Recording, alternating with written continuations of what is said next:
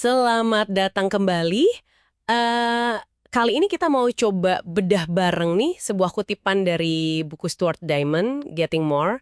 Fokus kita kali ini ke perubahan cara pandang yang mendasar banget dalam kita berinteraksi.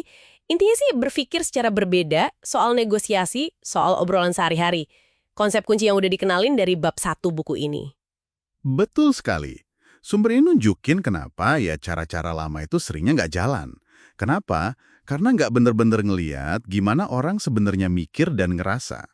Nah, itu dia. Jadi misi kita kali ini ya, ngebongkar cara pikir yang beda ini. Langsung dari gagasan intinya gitu. Persis. Pendekatan ini tuh lebih dari sekedar taktik win-win atau adu kuat gitu. Ini soal gimana kita menyelami persepsi, emosi, terus keunikan tiap situasi, biar Anda bener-bener bisa dapat lebih. Ini pondasinya lah. Mari kita gali lebih dalam yuk. Oke, oke. Mari kita mulai bedah ya. Pergeseran besar pertama nih yang dibahas itu soal menempatkan tujuan atau goals di atas segalanya. Kata buku ini banyak orang gagal karena fokusnya gampang buyar. Entah karena emosi atau pakai taktik yang sebenarnya malah ngejauhin dari tujuan akhir. Kayaknya kita sering gitu ya. Nah, ini poin krusial. Dan yang perlu ditekankan itu, disiplinnya. Apakah tindakan Anda sekarang ini benar-benar bikin Anda lebih dekat ke tujuan? Kalau enggak, ya menurut Diamond tindakan itu ya percuma aja, malah bisa ngerusak. Iya juga ya. Ini bukan soal jadi baik atau keras gitu aja, tapi lebih ke efektivitas buat capai target. Bahkan kadang hasil yang kelihatannya kalah menang pun bisa jadi strategis loh. Oh iya? Gimana tuh? Iya, kalau itu memang bagian dari rencana jangka panjang yang lebih gede, fokus utamanya tetap hasil akhir yang Anda mau. Oke, oke. Nah, ini nyambung ke ide penting berikutnya yang menurut saya, wah, ini benar-benar ngubah permainan nih. Buku ini bilang, negosiasi berbasis kepentingan yang sering kita dengar itu kadang gagal total. Kenapa coba? Kenapa tuh? Karena orang itu nggak selalu rasional kan, apalagi kalau situasinya penting, tekanannya tinggi. Pendekatan Diamond ini lebih nekenin pemahaman persepsi pihak lain, apa yang dia sebut gambaran di kepala mereka itu. Ya, dan ini nyambung langsung ke salah satu biang kerok kegagalan terbesar dalam komunikasi. Miskomunikasi. Yang asalnya dari salah persepsi, kita ini cenderung mikir orang lain ngelihat dunia sama kayak kita. Ini kadang disebut kesalahan atribusi fundamental kita. Oh, jadi kayak kita salah sangka gitu ya, ngira orang begitu karena sifatnya, padahal mungkin karena situasi. Betul, sering banget kayak gitu. Makanya kuncinya itu bukan adu logika, tapi nanya kenapa orang itu mikir atau ngerasa begitu. Contohnya, kalau ada yang nyeletuk, Anda bodoh. Nah, daripada langsung marah, defensif, coba tanya aja, kenapa Anda mikir gitu?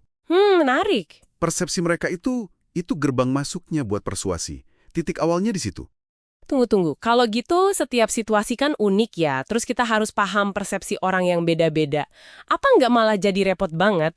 Nggak ada gitu patokan atau trik jitu yang bisa dipakai terus? Nah, justru itu intinya, prinsip keempat yang dibahas. Setiap situasi itu beda. Jadi lupain di aturan umum soal budaya A harus begini, budaya B begitu, atau taktik baku ini itu. Nggak bisa. Jadi harus gimana dong? Anda harus analisis orangnya dan konteks spesifiknya saat itu juga. Gali di tempat. Ini nyambung banget sama prinsip kelima. Bertahap, itu yang terbaik. Bertahap maksudnya?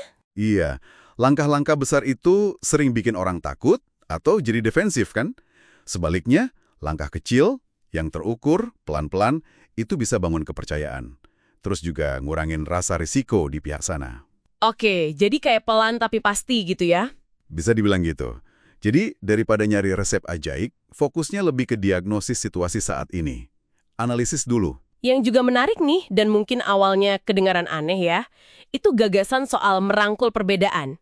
Biasanya kan, kita kalau lihat ada beda pendapat, beda cara pandang, itu rasanya kayak masalah ya, kayak hambatan gitu. Iya, seringnya dianggap gitu. Tapi buku ini malah bilang sebaliknya. Perbedaan itu justru sumber kreativitas, sumber pilihan baru, dan bisa bikin kesepakatan yang jauh lebih bagus hasilnya. Ini lumayan lawan intuisi sih ya. Betul sekali. Ini benar-benar ngubah cara pandang kita secara fundamental ya. Perbedaan itu bukan lagi penghalang yang harus disingkirin, tapi jadi aset yang bisa digali potensinya. Aset ya? Iya, dengan kita bertanya soal perbedaan, kenapa Anda lihatnya begitu? Apa sih yang penting buat Anda di sini? Itu justru ngebangun jembatan kepercayaan. Dan itu ngebuka pintu ke solusi-solusi yang mungkin tadinya nggak kepikiran sama sekali. Jadi kita nggak cuma mikir di satu dimensi aja. Contohnya ada nggak? Ada. Contoh soal tanah Kongo versus Jepang di buku itu bagus banget. Nilai tanah kan nggak melulu soal luasnya aja kan. Bisa jadi soal lokasi strategisnya, aksesnya gimana, atau potensi lain yang baru kelihatan kalau kita mau gali perbedaan perspektif itu. Ah, iya, paham. Jadi benar-benar dilihat dari kacamata yang beda ya. Persis. Jadi kalau kita simpulkan nih, apa artinya semua ini buat Anda yang lagi dengerin, pendekatan Getting More ini tuh bukan sekedar daftar trik negosiasi baru ya. Ini lebih kayak undangan buat kita berpikir ulang secara mendasar, fokus sama tujuan akhir Anda, coba pahami lebih dalam psikologi dan persepsi manusia.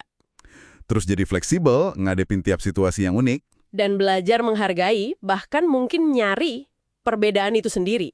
Tepat sekali. Ini nantang kita semua buat keluar dari kepala kita sendiri sejenak dan benar-benar mencoba ngelihat gambaran di kepala orang lain itu kayak gimana. Prosesnya jadi lebih sedikit soal, katakanlah, manipulasi, dan jauh lebih banyak soal membangun interaksi yang transparan, yang konstruktif, yang akarnya itu ada di standar dan realitas mereka. Bukan cuma standar kita aja. Oke. Nah, sebagai penutup nih, ada satu pemikiran buat Anda bawa pulang. Kalau emang benar, persepsi itu jauh lebih kuat pengaruhnya daripada proposal logis dalam meyakinkan orang, gimana kalau Anda secara sadar, sengaja meluangkan waktu buat mencoba melihat dunia dari kacamata orang lain, bahkan mungkin dari kacamata orang yang pandangannya beda banget sama Anda. Kira-kira gimana ya hal itu bisa mengubah hasil obrolan penting Anda berikutnya? Coba direnungkan.